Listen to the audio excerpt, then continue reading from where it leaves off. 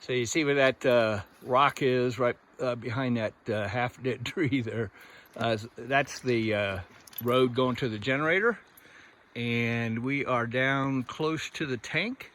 And as I was a few feet off of the road, it sounded like there was water running. What the heck? So here we are down at the dam, the tank. And by golly, there's water running. How about that? Woohoo! We are happy campers. So it's running down from the two, maybe three, but I think two little catch basins that George put in to keep some of the junk out of the tank here, out of the dam area. So, but it's running from there, so that's great.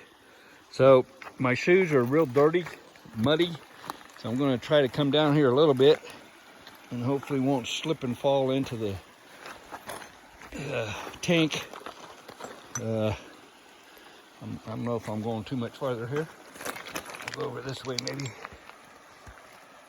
But it's got a nice little float to it.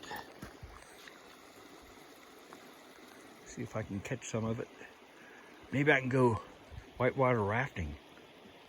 What do you think? I doubt it, huh? But good stuff. There you can see it. Running into the dam.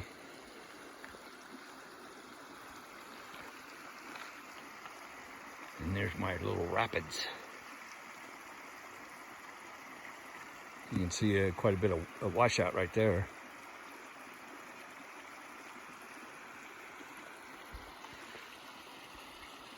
Let me back out a little bit.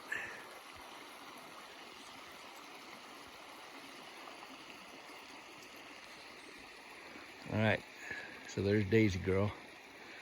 I'll get you a view closer towards the dam. You can see how much water's in there, but you can see the bottom is filled up now.